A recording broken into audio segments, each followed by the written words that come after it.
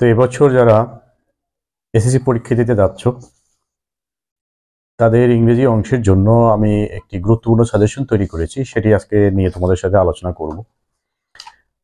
তো সাধারণত আমরা এই সাজেশনগুলো অনেকেই একেবারে টেস্ট পরীক্ষার পরে পরেই চেয়ে থাকে। তো আমি সাধারণত দুইবার সাজেশন তৈরি করে থাকি, একটা হচ্ছে টেস্ট পরীক্ষার আগে আর একটা হচ্ছে টেস্ট পরীক্ষার পরে। তো এখন যে সাজেশনটি তৈরি করেছি আমি এখানে, এটা হচ্ছে চূড়ান্ত সাজেশন। তারপরেও একেবারে পরীক্ষার 11th আওয়ারে যখন আসে তখন তোমাদেরকে আরও একটি শর্টেস্ট সাজেশন, যেটাকে আমি বলে থাকি, সেই সবচেয়ে সংক্ষিপ্ত সাজেশনটি তখন দিব। তবে এখন আজকে আমি তোমাদেরকে গুরুত্বপূর্ণ বিষয়গুলো নিয়ে আলোচনা করব এবং কিভাবে এগুলো পরীক্ষায় আনসার করতে হবে সেই বিষয়গুলো মোটামুটি তোমাদের সামনে তুলে ধরার চেষ্টা করব। তো এখানে প্রথমত যেটা রয়েছে সেটা হচ্ছে এসএসসি পরীক্ষাতে সিন প্যাসেজ দুটো আসে। ফার্স্ট সিন প্যাসেজ থেকে কোশ্চেন 1 এবং 2 আসে। তো সেই ফার্স্ট সিন প্যাসেজে কোশ্চেন 1-এ থাকে এমসিকিউ, এগুলো নিয়ে আলোচনা না করলেও হবে।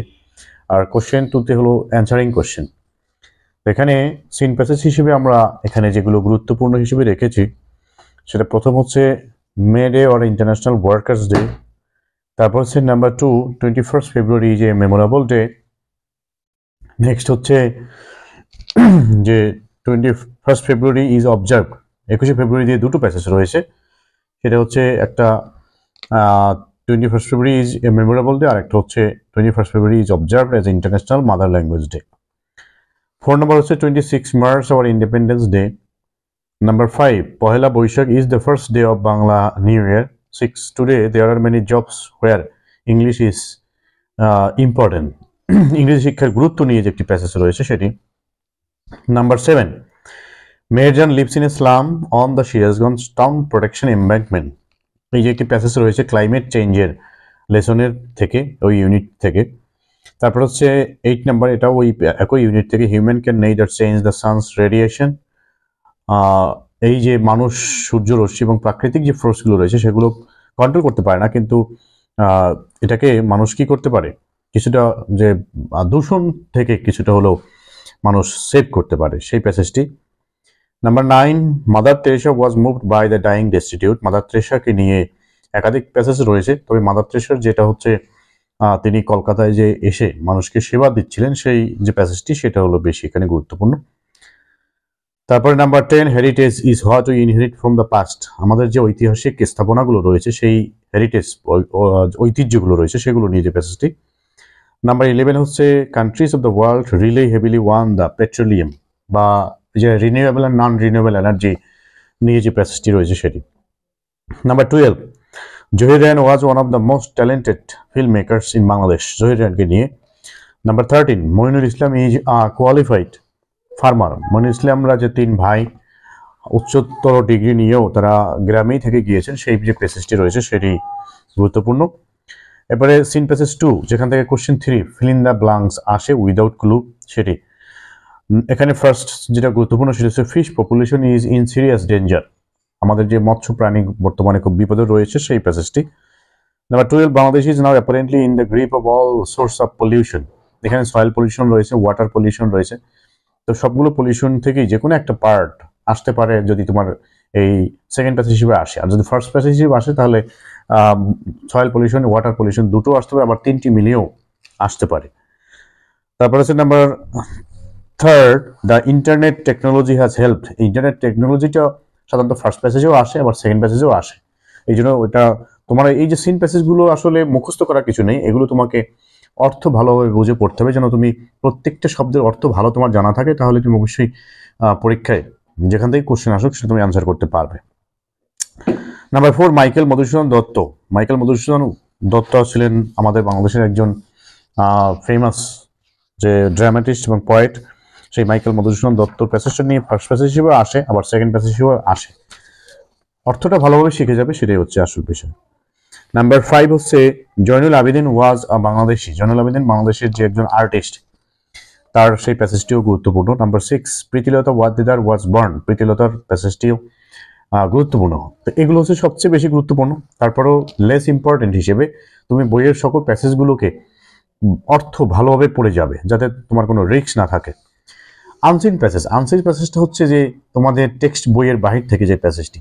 এখন এই আনসিন প্যাসেজের ক্ষেত্রে অবশ্যই তোমাকে খেয়াল রাখতে হবে যে আনসিন প্যাসেজ যেন আমরা শুধু যদি অল্প কয়েকটি পড়ে যাই সেটা নয়। আনসিন প্যাসেজ যেহেতু বইয়ের বাহির থেকে আসবে, আনকমন, সেজন্য এখানে তুমি অবশ্যই একাধিক পড়ে যেতে হবে যাতে তোমার কোনো ধরনের রিস্ক না থাকে। আর আনসিন প্যাসেজের অংশ, এই প্যাসেজ অংশ আসলে খুব বেশি একটা রিস্ক নেওয়া উচিত নয়, এবং প্যাসেজ অংশ থেকে সবারই ভালো করা কথা। কারণ হচ্ছে এটা হচ্ছে তুমি শুধু যদি মিনিংটা ভালোভাবে শিখে যেতে পারো তাহলেই কিন্তু এখানে তুমি ভালোভাবে অ্যান্সার করতে পারবে। তো আনসিন প্যাসেজ আমরা যেগুলো বেশি গুরুত্বপূর্ণ এখানে দেখিয়েছি, অবশ্যই আমি আনসিন প্যাসেজ তোমাকে বেশিই পড়তে বলবো।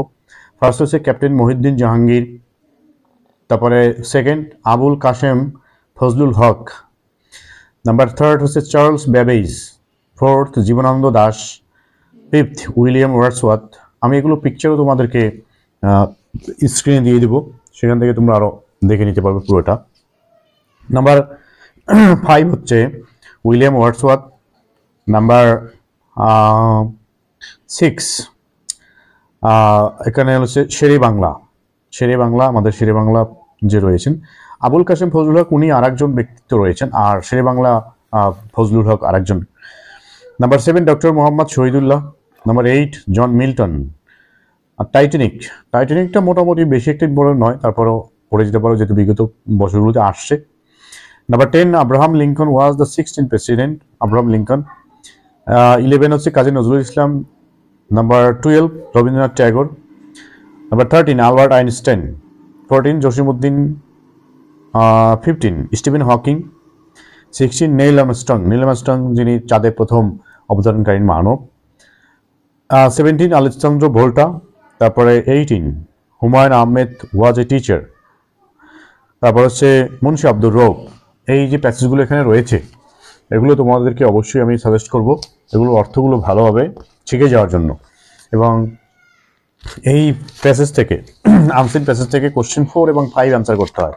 আমি সাধারণত আমার যে স্কুলের শিক্ষার্থীদের কিছু শিক্ষার্থী রয়েছে, আসলে বর্তমান যুগে এটাই হয়ে থাকে, যারা স্কুলে একদমই আসে না, তাদের টেস্ট পরীক্ষায় যেটা দেখি বা অন্যান্য পরীক্ষার সময় এই যে আনসিন প্যাসেজের কোশ্চেনের অ্যান্সার দেখা যাচ্ছে যে সামারি রাইটিং যেটা রয়েছে সেটা তারা সাধারণত ফার্স্ট প্যাসেজ থেকে লিখে দেয়, অথবা কেউ সেকেন্ড প্যাসেজ থেকে, বুঝতেই পারে না যে কোন প্যাসেজ থেকে অ্যান্সার করতে হবে।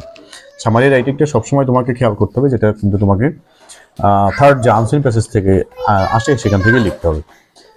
20 হচ্ছে বেগম সুফিয়া কামাল। 21 হজরত মোহাম্মদ সাল্লাল্লাহু সাল্লাম। 22 সুভাষচন্দ্র বোস। 23 ডক্টর কুদরাতি খুদা। 24 আলতাফ মাহমুদ। 25 স্যার জগদীশ চন্দ্র বোস, সুভাষচন্দ্র বোস, আরেকটা হচ্ছে জগদীশ চন্দ্র বোস। তারপরে 26 নোবেল প্রাইজটা খুব বেশি একটা ইম্পর্টেন্ট নয়। সাধারণত এই প্যাসেজটি যে আনসিন প্যাসেজটি সাধারণত ব্যক্তির জীবনী দিয়েই কিন্তু বেশিরভাগ আসে, বিগত বছরের মধ্যে এটা দেখেছি। তো এই বছরে আমাদের দেশের কোনো রাইটারদের নাম দিয়ে আসাটাই সম্ভাবনা বেশি। 27 হচ্ছে নেলসন ম্যান্ডেলা। 28 জুলাই যে ম্যাসাকার হয়েছে বা জুলাই যে গণঅভ্যুত্থান, সেই জুলাই যে ছাত্র আন্দোলন, সেটা দিয়ে একটা আনসিন প্যাসেজ হতে পারে। অথবা ডক্টর মোহাম্মদ ইউনুস, আমাদের যে doctor Mohammad Yunus chief adviser বর্তমান ইন্টারিম গভর্নমেন্টের, তার জীবনী কাহিনী নিয়ে অথবা তার গ্রামীণ ব্যাংক নিয়ে কোনো একটা তার অবদান কন্ট্রিবিউশন যেগুলো রয়েছে, তার নোবেল প্রাইজ প্রাপ্তি নিয়ে, এগুলো নিয়ে কোনো একটা টপিক আসতে পারে, but less important. Paragraph writing সাধারণত 8 নম্বর কোশ্চেনে থাকে। তো এখানে আমরা প্যারাগ্রাফ রাইটিং ইংলিশ ফার্স্ট পেপারে রয়েছে, সেকেন্ড পেপারে রয়েছে। আমরা এখন প্রথমে ইংলিশ ফার্স্ট পেপার যেহেতু বলছি, সেক্ষেত্রে ফার্স্ট পেপারে প্যারাগ্রাফ ফার্স্ট পেপারের জন্য দেখা যাচ্ছে তুমি ফার্স্ট পেপারে যেটা পড়ে গেলে সেটা সেকেন্ড পেপারে আসতে পারে, আবার সেকেন্ড পেপার যেটা পড়ে গেলে সেটা ফার্স্ট পেপারে আসতে পারে। এই জন্য অবশ্যই তোমাকে উভয় সাবজেক্টের জন্য বা ফার্স্ট পেপার সেকেন্ড পেপার উভয়ের জন্য যে আলাদা আলাদা পড়ার প্রয়োজন নেই, একত্রে পড়লেও হবে। তো আমি এখানে ফার্স্ট পেপারের জন্য যেগুলো ইম্পর্টেন্ট দেখেছি সেগুলো হচ্ছে বুক ফেয়ার তোমার ভিন্ন নামেও আসতে পারে, যে your visit to A book fair, অথবা বই মেলা এ নামেও আসতে পারে। সুতরাং যে নামে আসুক বিষয় কিন্তু একই। নাম্বার 2 হচ্ছে farmer, life of a farmer, তারপর daily activities of a farmer, অথবা the life of a farmer and their duties, যে নামে আসুক মূল কথাটা হচ্ছে ফার্মার। নাম্বার 3 হচ্ছে rainy day for street accident হতে পারে, রোড অ্যাক্সিডেন্ট হতে পারে, টেরিবল অ্যাক্সিডেন্ট হতে পারে, যে বিষয়টাই হোক, টেরিবল হোক আর যে নামেই হোক, অ্যাক্সিডেন্ট ইজ অ্যাক্সিডেন্ট। তারপর হচ্ছে যে নাম্বার 5 স্কুল ম্যাগাজিন, নাম্বার 6 হচ্ছে স্কুল লাইব্রেরি, নাম্বার 7 এটা হচ্ছে কম্পিউটার, এরপর হচ্ছে number 8 winter morning, number 9 street hawker, number 10 tree plantation, number 11 হচ্ছে এনভায়রনমেন্ট পলিউশন দিয়ে যে প্যারাগ্রাফটি রয়েছে এটাও এবছরের জন্য গুরুত্বপূর্ণ। নেক্সট হচ্ছে কমপ্লিটিং এ স্টোরি, এটা হচ্ছে 9 নম্বর কোশ্চেনে এসে থাকে। এটা হচ্ছে তোমার একটা স্টোরির কিছু অংশ দেয়া থাকে, তবে যে বিষয় তোমাকে খেয়াল রাখতে হবে, স্টোরি লিখলে অবশ্যই তোমাকে প্রথমে টাইটেল দিয়ে নিতে হবে। তুমি যে বিষয় লিখছো সেই স্টোরিটা টাইটেল দিতে হবে, এবং স্টোরিটা তুমি কয়েকটা প্যারায় লিখতে পারো। ফার্স্ট প্যারায় হচ্ছে যতটুকু অংশ দেয়া রয়েছে সেই অংশটুকু তুলে তারপরে তুমি লেখা শুরু করবে। এই ক্ষেত্রে তুমি যে অংশটুকু দেওয়া রয়েছে সেই অংশটুকু ব্লু কালি দিয়ে লিখতে পারো, তারপরে অংশটুকু ব্ল্যাক কালি দিয়ে লিখলে, তবে লাস্টে একটা মোরাল লিখে দিবে যে স্টোরি থেকে কি শেখা গেল।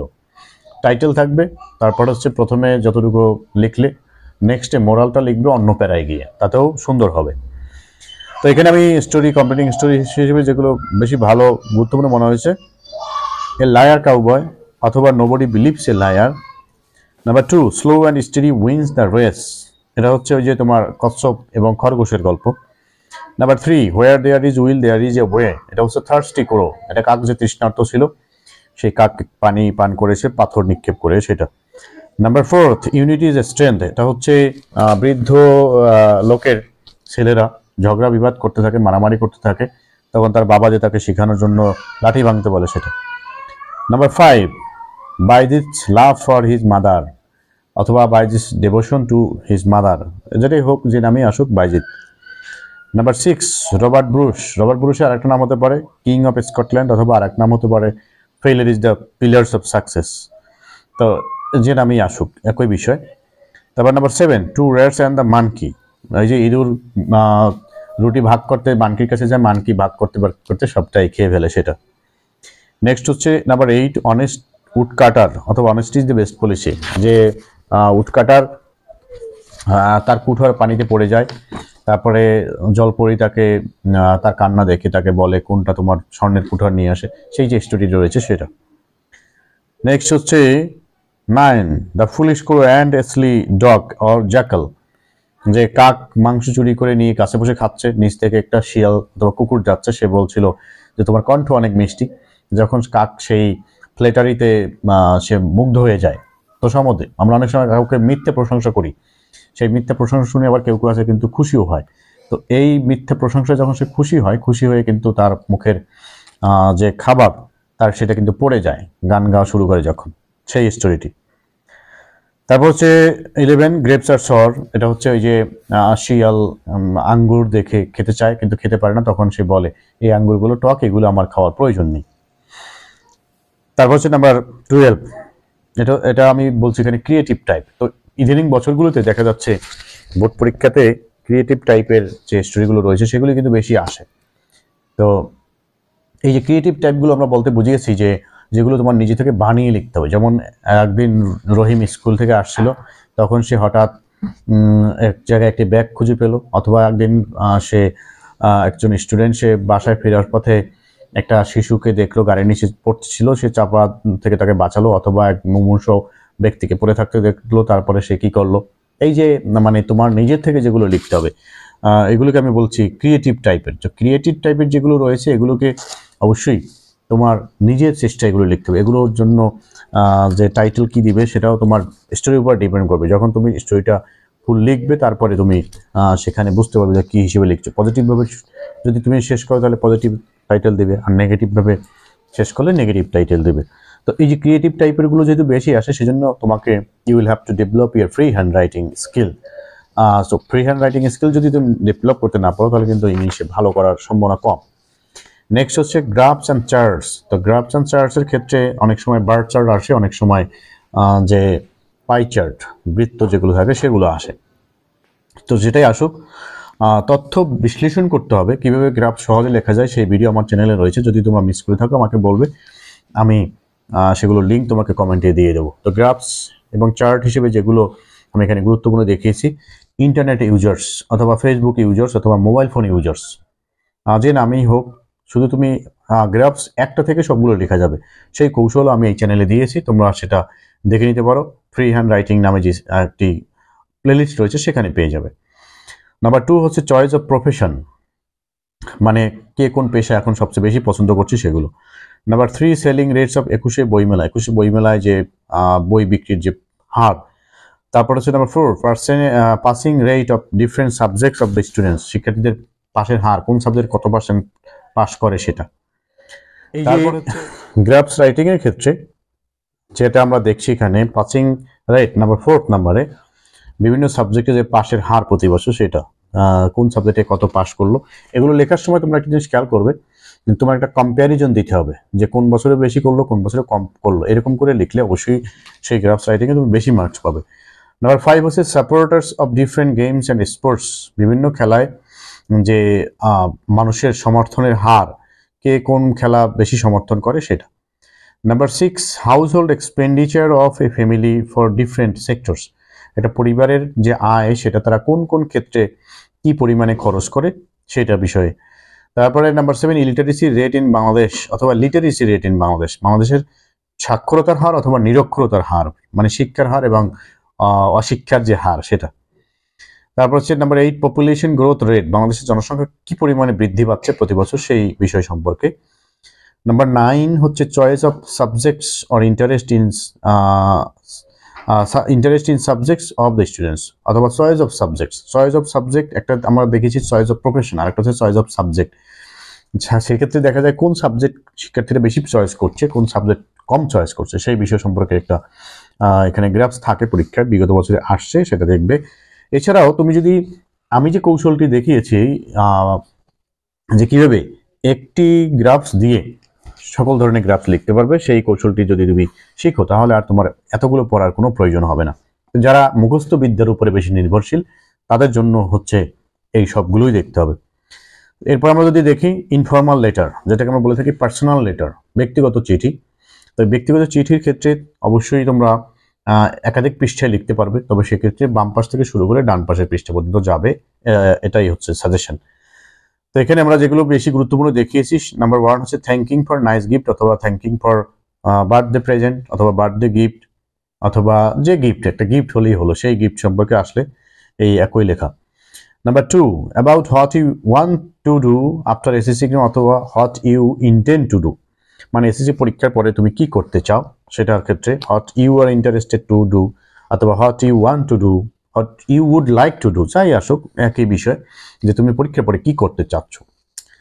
নাম্বার 3 হচ্ছে co curricular activities of your school, তোমার স্কুলের যে সহশিক্ষামূলক কর্মকাণ্ড রয়েছে সেগুলো সম্পর্কে লিখবে, অথবা আসতে পারে importance of co curricular activities in student life, যে নামে আসুক কো কারিকুলার অ্যাক্টিভিটিস আসলেও তুমি তোমার স্কুলের কো কারিকুলার অ্যাক্টিভিটিসগুলো লিখবে, তার পাশাপাশি দু একটা লাইনে লিখবে যে কো কারিকুলার অ্যাক্টিভিটিসগুলো আমাদের স্টুডেন্ট জীবনে বা আমাদের বাস্তব জীবনে কতটুকু বেনিফিশিয়াল, কতটুকু এজেন্সিয়াল বা কতটুকু ইম্পর্টেন্ট, সেই গুরুত্বপূর্ণ বিষয়গুলো লিখে দেবে 2-1টা সেন্টেন্সে, তাহলে তুমি বেশি মার্কস পাবে।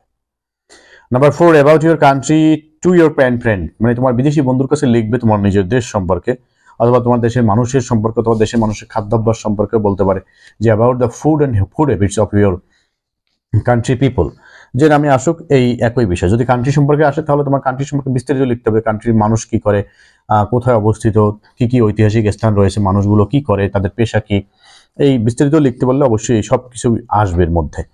নাম্বার 5 হচ্ছে congratulations on your brilliant result or success, মানে পরীক্ষায় তুমি ভালো করেছো এই জন্য তোমার বন্ধু তোমাকে স্বাগত জানাতে পারে, কংগ্রাচুলেশন অভিনন্দন জানাতে পারে, অথবা তোমার বন্ধু ভালো রেজাল্ট করেছে তাকে তুমি কংগ্রাচুলেশন জানাবে, সেটা সম্পর্কেও আসতে পারে, অথবা ছোট ভাই বোন। Number 6 picnic to a historical place or visit to a new place, অথবা তোমার কোনো জায়গায় তুমি ভ্রমণে গিয়েছো নতুন জায়গায়, সে সম্পর্কে আসতে পারে, অথবা তুমি একটা জায়গায় পিকনিক করেছো নতুন কোনো জায়গায়, সে সম্পর্কে আসতে পারে, যে নামেই আসুক এই বিষয়টা হচ্ছে একই। Number 7 how to spend your summer vacation, মানে তুমি কিভাবে তোমার গ্রীষ্মের ছুটিটা কাটিয়েছো সেই সম্পর্কে বন্ধুকে লেখো অথবা অন্য কাউকে লিখো, অথবা তোমার বন্ধুকে তোমার সাথে সামার ভ্যাকেশন কাটানোর জন্য inviting to spend summer vacation with you, তোমার বন্ধু যাতে তোমার সাথে সামার ভ্যাকেশন এসে কাটায় সেই জন্য তাকে দাওয়াত দিবে, এ সম্পর্কেও আসতে পারে। নাম্বার 8, থ্যাঙ্কিং ফর হসপিটালিটি, মানে তুমি তোমার বন্ধুর বাসায় বেড়াতে গিয়েছিল, সে তোমাকে অনেক ভালো আপ্যায়ন করেছে, ভালো ব্যবহার করেছে, এই জন্য তাকে বাসায় এসে থ্যাংক ইউ জানাবে, সেই জন্য সেটাকে বলে thanking for hospitality. Number 9, how to improve English অথবা ইম্পর্টেন্স অফ লার্নিং ইংলিশ, কীভাবে ইংরেজিতে ইমপ্রুভ করা যায় সেই সম্পর্কেও আসতে পারে, অথবা ইংরেজি শিক্ষার গুরুত্বটা কি সেই সম্পর্কেও আসতে পারে। যে বিষয়ে আসুক এখানে কিন্তু মোটামুটি সেম নয়। একটা হচ্ছে তুমি তোমার বন্ধু ইংরেজিতে দুর্বল, সে কিভাবে ভালো করতে পারে, বা তোমার ছোট ভাই বোন দুর্বল, তাকে পরামর্শ দিবে।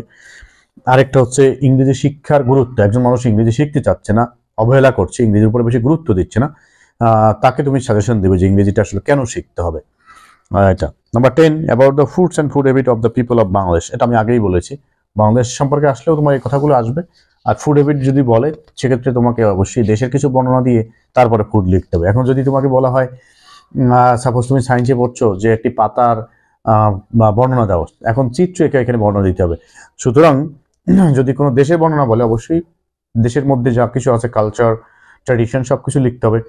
তো সেই জন্য খাবার এবং খাবারের অভ্যাস যেটা মানুষের সেটাও সঙ্গত কারণে এর মধ্যে এসে যায়। নেক্সট হচ্ছে অ্যানুয়াল স্পোর্টস ডে অথবা অ্যানুয়াল কালচারাল ডে অথবা prize giving ceremony of your school. এরপর হচ্ছে তোমার inviting to join birthday or marriage ceremony, তোমার বন্ধুকে অথবা বান্ধবীকে তোমার যে ম্যারেজ সেরিমনি বা তোমার বোনের ম্যারেজ সেরিমনি অথবা ভাইয়ের ম্যারেজ সেরিমনিতে দাওয়াত দিবে, অথবা তোমার বোনের অথবা তোমার ভাইয়ের জন্মদিনের দাওয়াত দিবে, এ বিষয়ে হতে পারে। নাম্বার 13 হচ্ছে অ্যাডভাইজিং টু গিভ আপ অথবা leave smoking or copying in the exam, একজন মানুষ ধূমপান করছে তাকে তুমি উপদেশ দিবে যাতে সে ধূমপান ছেড়ে দেয়, এবং একজন মানুষ সে পরীক্ষায় নকল করার একটা চিন্তা ভাবনায় আছে, সেই নকল যাতে না করে সেজন্য তুমি তোমার বন্ধু অথবা ছোট ভাইকে পরামর্শ দেবে যে এগুলো করা ভালো নয়। তারপর হচ্ছে ডায়ালগ রাইটিং সাধারণত 12 নম্বর কোশ্চেন থাকে। তো ডায়ালগ রাইটিং এর বিষয় এবং লেটার রাইটিং এর বিষয় প্রায় অনেক সময় সেমই হয়ে থাকে। আরেকটা বিষয় তোমাদের সাথে আলোচনা করি, সেটা হচ্ছে এই যে তুমি যে লেটারগুলো পড়বে এই লেটারগুলো না এসে ইমেইলও আসতে পারে।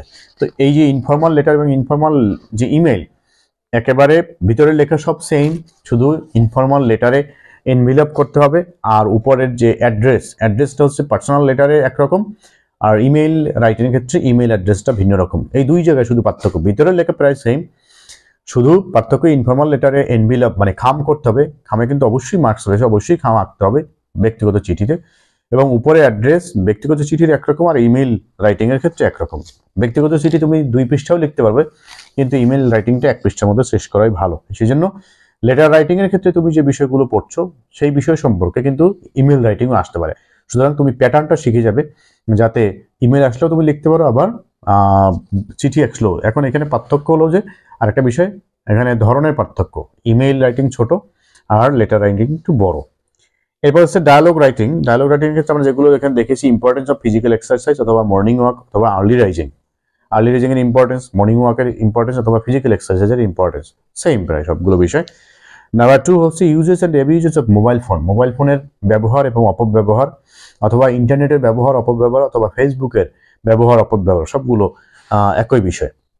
Number 3, impacts and remedies of dengue fever নিয়ে 2-1 বছর আসতে শুরু করেছে, তো এটা নিয়ে তুমি পড়ে রাখবে, বেশিটা অনেক বেশি ইম্পর্টেন্ট নয়। নাম্বার 4, ট্রি প্লান্টেশন অথবা ডিফরেস্টেশন এবং ডিফরেস্টেশন প্যারাগ্রাফেও আসে, আবার ডায়ালগ রাইটিংয়েও অনেক সময় আসে। নাম্বার 5 হচ্ছে এইম ইন লাইফ অথবা ফিউচার প্ল্যান আফটার এক্সাম, সবগুলো একই কথা। Number 6, importance of reading news paper অথবা ইম্পর্টেন্স অফ লার্নিং কম্পিউটার অথবা ইম্পর্টেন্স অফ লার্নিং ইংলিশ, এই সব ইম্পর্টেন্সই এক জায়গায় আমি এখানে দিয়েছি, যে সবগুলো ইম্পর্টেন্স সম্পর্কে তুমি শিখে রাখবে।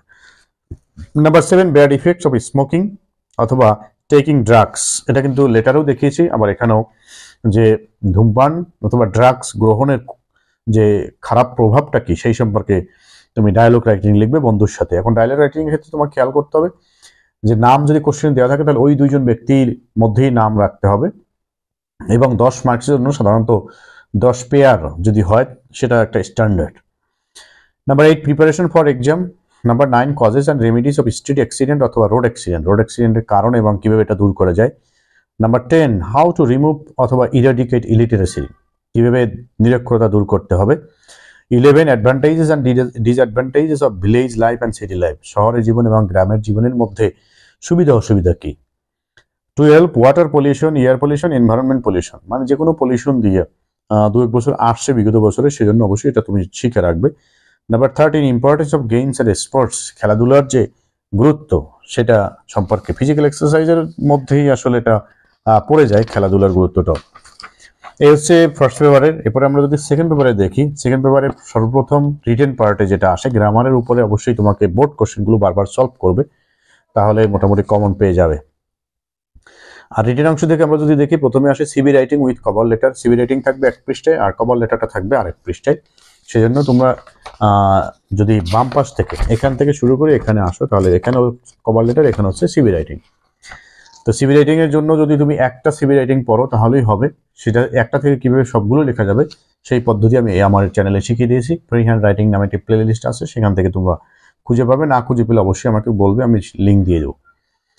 তো এখানে যে বিষয়গুলো সম্পর্কে আসে বেশি বেশি, সেটা হচ্ছে for the post of computer operator অথবা programmer. Number 2 for the post of medical representative অথবা মেডিকেল অফিসার। তারপর হচ্ছে পাবলিক রিলেশন অফিসার। এবার হচ্ছে সেলসম্যান অথবা সেলস অফিসার। সেলসম্যান বলতো আগে, এখন বর্তমানে একটু স্ট্যান্ডার্ড হয়েছে সেলস অফিসার বলে। তারপর হচ্ছে জুনিয়র অফিসার অথবা senior officer. For the post of assistant teacher, for the post of assistant marketing officer. তো এই যে বিষয়গুলো এখানে, এগুলোই থেকে বেশি বেশি বিভিন্ন সময় আসতে দেখা যায়। নেক্সট হচ্ছে ফর্মাল লেটার অথবা যেটাকে তোমরা বলে থাকো অ্যাপ্লিকেশন। ফর্মাল লেটার অ্যাপ্লিকেশনের মধ্যে আমরা যেটা দেখিয়েছি গুরুত্বপূর্ণ, ইনক্রিজিং অথবা ইনহ্যান্সিং একই অর্থ, কমন রুম ফ্যাসিলিটিস অথবা লাইব্রেরি ফ্যাসিলিটিস। নেক্সট 2 হচ্ছে for setting up computer club অথবা ল্যাঙ্গুয়েজ ক্লাব, লিটারেরি ক্লাব অথবা ডিবেটিং ক্লাব, যে কোনো ক্লাব, সকল ক্লাব একটা দিয়েই লেখা যাবে, সেই ভিডিও আমার এই চ্যানেলে রয়েছে। Number 3 for study tour, study tour আরেক নাম হচ্ছে excursion. Number 4 for arranging extra class অথবা multimedia class. Number 5 for setting up canteen অথবা সেটিং আপ কমন রুম অথবা সেটিং আপ মাল্টিমিডিয়া ক্লাসরুম অথবা সেটিং আপ ল্যাবরেটরি রুম। এই সবগুলো একই বিষয়, সেজন্য আমি একটার মধ্যেই লিখে দিয়েছি। নাম্বার 6 রিপেয়ারিং অথবা কনস্ট্রাকশন দ্য রোডস অথবা bridge.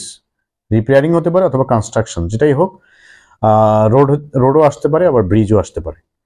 Number 7 for relief goods for the flood affected people, মানুষের জন্য রিলিফের আবেদন। আবার এটা তোমার হেড টিচারের কাছে আর একটা বিষয় আসতে পারে, যদি রিলিফের কথা বলে তার রিলিফ অবশ্যই হেড টিচার দেবেন না, সেটা অন্য কারো কাছে ডিসি হতে পারে, ইউনো হতে পারে, চেয়ারম্যান হতে পারে, মেয়র হতে পারে। আর যদি তোমার হেড টিচারের কাছে লিখতে পারলে সেটা হতে পারে যে for arranging relief camp in the school campus. School ক্যাম্পাসে আপনার রিলিফ ক্যাম্পের আয়োজন করবে, সেখানে তুমি রিলিফ উঠাবে, যেরকম টিএসসিতে এইবারে বৈষম্যবিরোধী ছাত্র আন্দোলনের শিক্ষার্থীরা উঠিয়েছিল সেরকম। Number 10 for seat in the school hostel. এটা একেবারে 6 থেকে এটা তুমি শিখে আসছো, খুব বেশি আসতে দেখা যায় না, তারপরও একবার পড়ে যাও না, যদি তোমার কখনো দেখা যায় এরকম হয়ে থাকে যে তুমি যেটা শিখে যাওনি সেটাই এসে গেল। তারপর seat in the school hostel অথবা ট্রান্সফার সার্টিফিকেট অথবা টেস্টিমোনিয়াল, এই যে লেস ইম্পর্টেন্ট যেগুলো, এগুলো তুমি 1-2 চোখ বুলিয়ে যাবে। নেক্সট হচ্ছে কমপ্লেন লেটার। গত করোনার মধ্যে 2-1 বছর কমপ্লেন লেটার আসছিল যে তুমি তোমার শিক্ষা প্রতিষ্ঠানে যদি হয় তাহলে হেড টিচারের কাছে কমপ্লেন করতে হবে শিক্ষা প্রতিষ্ঠানে কোনো একটা বিষয় নিয়ে, যেমন লাইব্রেরিতে বই নেই, মাল্টিমিডিয়া ক্লাসরুমে মাল্টিমিডিয়ার প্রজেক্টর নষ্ট ইত্যাদি বিষয়ে কমপ্লেন করে লিখতে হবে, অথবা মস্কুইটো মিনিয়াক নিয়ে লিখতে পারো তোমার মেয়রের কাছে অথবা যার কাছে হোক, সেটা কোশ্চেন থাকবে। লোডশেডিং নিয়ে অথবা অ্যান্টি সোশ্যাল অ্যাক্টিভিটিস, অসামাজিক কর্মকাণ্ড, ইপটিজিং, সোশ্যাল প্রবলেমস ইত্যাদি বিষয় নিয়ে হতে পারে। তারপর হচ্ছে paragraph writing. Paragraph writing second পার্টের জন্য আমরা যেগুলো ইম্পর্টেন্ট দেখিয়েছি সেটা হচ্ছে ট্রাফিক জ্যাম, ন্যাশনাল ফ্ল্যাগ, তারপরে number 3 early rising, 4 load shedding, number 5 water অথবা এয়ার পলিউশন, এটা আমি ফার্স্ট পেপারেও দেখিয়েছি। তারপর হচ্ছে 6 টি স্টল, 7 হচ্ছে deforestation, number 8 drug addiction, number 9 visiting to a historical place. তো এরপরেও আরও কিছু কথা আমি সর্বশেষ বলবো, গুরুত্বপূর্ণ কথা, সেটা অবশ্যই তোমার সাথে থাকবে। কম্পোজিশন অংশে যেগুলো আমরা সবচেয়ে বেশি গুরুত্বপূর্ণ দেখিয়েছি সেটা হচ্ছে ইয়োর ফেভারিট গেম, তারপর হচ্ছে ইয়োর হবি, এরপর হচ্ছে নাম্বার 3 নিউজ পেপার অথবা importance of reading news paper, number 4 the season you like most, number 5 a journey you have recently enjoyed অথবা জার্নি বাই বোট অথবা journey by train, number 6 student life অথবা duties of student life অথবা তোমার student and social service, বিভিন্ন নাম, মানে student থাকলেই হলো, একই কথা। নাম্বার 7, এইম ইন লাইফ অথবা future plan of your life অথবা প্ল্যান আফটার এক্সাম, যে নামে হোক, যে ইয়োর চয়েস অফ প্রফেশন, বিভিন্ন নামে হতে পারে, কিন্তু বেসিক জিনিসটি এক। 2018 সালে এরকম হয়েছিল যে তুমি সকলে স্টুডেন্ট লাইফ পড়ে গিয়েছে, কিন্তু আসছে স্টুডেন্ট অ্যান্ড সোশ্যাল সার্ভিস। তখন আমার বেশ কিছু স্টুডেন্ট এটা দেখে ঘাবড়ে গিয়েছে, তারা ভাবছে যেটা পড়ে গিয়েছে সেটা আসেনি, এই জন্য লিখে আসতে পারেনি। সুতরাং মনে রাখতে হবে যে তোমার বিভিন্ন নামে ঘুরিয়ে আসে, কিন্তু বেসিক একটা কথা থাকে, সেটাই কি তোমাকে ধরতে হবে, মানে শেকড়টা ধরতে হবে, তাহলে তুমি লাইন খুঁজে পাবে। নেক্সট হচ্ছে নাম্বার 7, এইম ইন লাইফ অথবা future plan of your life. এরপর হচ্ছে যেটা ফিজিক্যাল এক্সারসাইজ অথবা importance of physical exercise. Number 9 হচ্ছে science in our daily life অথবা ওয়ান্ডার্স অফ মডার্ন সায়েন্স অথবা influence of science and our life, যেটাই হোক, বা impact of our science, effect of modern science, science থাকলেই হলো, একই কথা। নাম্বার 10, কম্পিউটার অথবা ইম্পর্টেন্স অফ লার্নিং কম্পিউটার অথবা uses and abuses of computer, বিভিন্ন নামে আসতে পারে। 11 হচ্ছে floods in Bangladesh. Number 12, childhood memories. 13, tree plantation. তো এখানে লেস ইম্পর্টেন্ট হিসেবে আমরা চাইল্ডহুড মেমোরিজ এবং ট্রি প্লান্টেশন, তবে যাতে তোমার কোনো ধরনের রিস্ক না থাকে সেজন্য মোটামুটি ফ্রি হ্যান্ড রাইটিংটাকে তোমার বেশি ডেভেলপ করতে হবে, যেটা আমি সবসময় স্টুডেন্টকে সাজেশন করে থাকি যে ফ্রি হ্যান্ড রাইটিংটাকে যাতে তোমরা বেশি ডেভেলপ করতে পারো, ফ্রি হ্যান্ড রাইটিংয়ে যাতে তুমি বেশি দক্ষ হতে পারো। তো এখানে আরেকটা কথা হলো যে you can avoid the items which were selected in your own board in the previous exam, that means in 2024, 2024 সালে তোমার নিজের বোর্ডে যে আইটেমটি আসছে, সাধারণত রিপিট করার একটা নিয়ম রয়েছে, কিছু অংশ 10% অথবা 30%, কিন্তু খুব বেশি একটা দেখা যায় না রিপিট করতে। যে 24 সালে যেটা আসছে সেটা আবার 25 সালে আসছে, সেজন্য তুমি চাইলে গত বছরে যেটা তোমার বোর্ডে আসে সেটা তুমি বাদ দিতে পারো। যদি তুমি বাদ দাও তাহলে খুব বেশিটা রিস্ক থাকবে সেটা নয়, যেহেতু আমরা বিগত বছরের যে রিসার্চ বা গবেষণা থেকে যেটা দেখতে পাই সেটা হচ্ছে রিপিট করতে দেখা যায় না। তো আশা করছি যে সাজেশনটি আমরা এখানে তোমাদেরকে দিলাম বা বললাম, এগুলি থেকে বিগত বছরে 100% কমন পড়েছে আমার সাজেশন থেকে, বছরও ইনশাল্লাহ কমন পড়বে। তবে মনে রাখতে হবে তুমি আমার সাজেশনটা ভালো কি না এটা তুমি তোমার আশেপাশের বেস্ট টিচার্স যারা রয়েছেন তাদের কাছ থেকে সাজেশন নেবে। যদি দেখো তাদের সাজেশনের সাথে আমার সাজেশনের মোটামুটি মিল রয়েছে, তাহলে বুঝবে আমার সাজেশনটাও খুব এক্সিলেন্ট না হলেও বেস্ট বলা যেতে পারে, বা বেটার অথবা গুড, যে পর্যায়ে পড়ুক, একেবারে খারাপ নয়, বাদ দেওয়ার মতো নয়। তো সেই জন্য তোমরা এটা মিলিয়ে দেখবে। আর own suggestion is the best suggestion, নিজের সাজেশনটাই হচ্ছে সবচেয়ে ভালো সাজেশন। তো তুমি এই সকল ভালো ভালো টিচারদের সাজেশন নিয়ে বসে তুমি নিজে আবার একটা সাজেশন তৈরি করে পড়বে। আশা করছি তুমি পরীক্ষায় কামিয়াব হবে এবং সবগুলো বিষয় তুমি কমন পাবে। তো এই পর্যন্তই ছিল আজকে। ভালো লাগলে অবশ্যই তোমরা অন্যদের সাথে শেয়ার করবে এবং চ্যানেলটি যারা এখন সাবস্ক্রাইব করেন প্লিজ সাবস্ক্রাইব করে রাখবে। I wish you all the best. Thanks for watching. Thanks to all.